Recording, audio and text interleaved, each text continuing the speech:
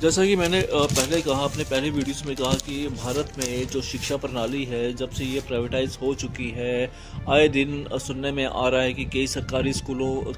School बंद हो रहे हैं। अभी हाल ही में एक नया डाटा आया हुआ है कि कम से कम भारत में पिछले 10 सालों में 10,000 से ज़्यादा सरकारी स्कूल बंद हो चुके हैं, और इन स्कूलों से कम सुनने में आया है कि लाखों की तादाद में बच्चे उससे वंचित हो चुके हैं। बच्चों की पढ़ाई छूट गई है, और जो बच्चे कहीं ना कहीं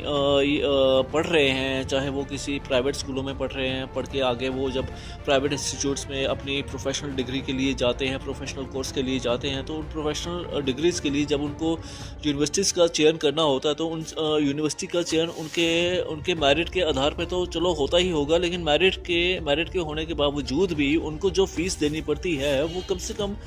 हर एक एवरेज जो फीस है वो आप ये मान के चलें कि जहाँ तक मैं जान पा रहा हूँ, ये कम से कम 2.5 से 3 लाख रुपया हर सालाना एक खाली एजुकेशन की फीस ही है।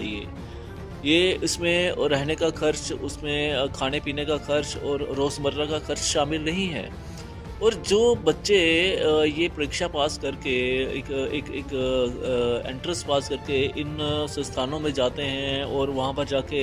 एक अच्छी शिक्षा का ख्वाब लेकर जाते हैं, एक अच्छी भविष्य का ख्वाब लेकर जाते हैं, और जब ऐसे संस्थानों में उनके साथ रैगिंग होती है, उनके सीनियर्स उनसे रैगिंग करते हैं, और रैगिंग के दौरान कई बच्चों का मन टूट जाता है, कई बच्चे सुसाइड कर देते हैं, कई बच्चे उस माहौल से तंग आकर स्वयं के जीवन का अंत कर देते हैं। आप ये चीज़ सोचिए कि उनके अभिभावकों को ऊपर क्या बीती होगी। वो किस कदर टूट जाते होंगे कि उन्होंने इतने उम्मीद से अपने बच्चे की एक उज्जवल भविष्य के लिए एक ऐसे संस्थानों में उन्होंने एडमिशन्स के लिए उनको भेजा, उनके लिए फ़ीस का इंतज़ाम किया, खुद को बेचा, ज़मीनें बेच दी,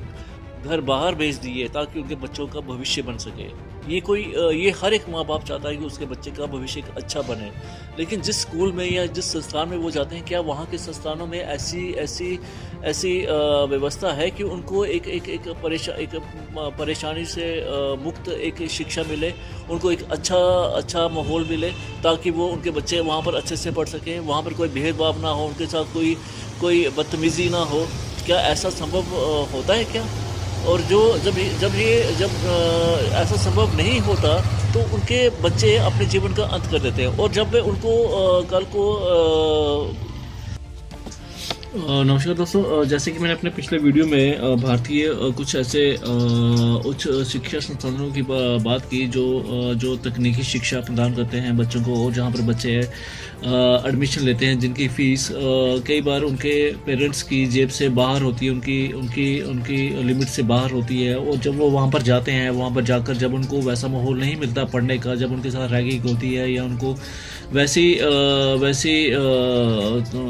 वैसा माहौल या वैसी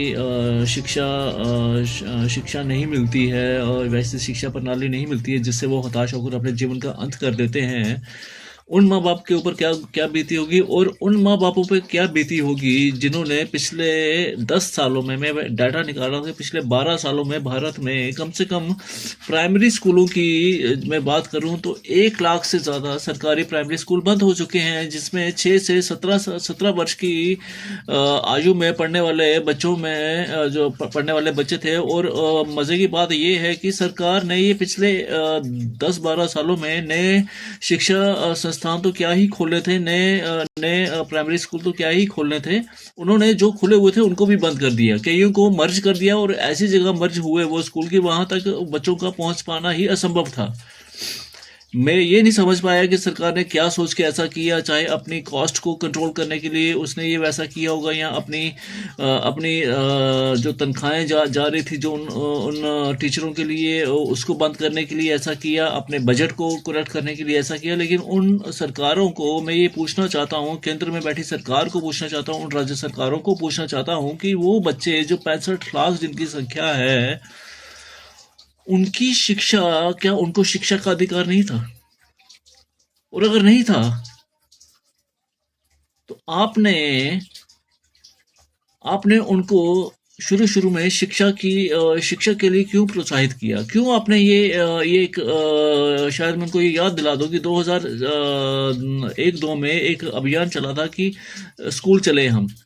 इस अभियान को फेल करने का काम आज की सरकार ने किया है, जिसमें उसने 1 लाख से ज़्यादा स्कूलों को बंद कर दिया और 65 लाख बच्चों को शिक्षा से विहीन कर दिया।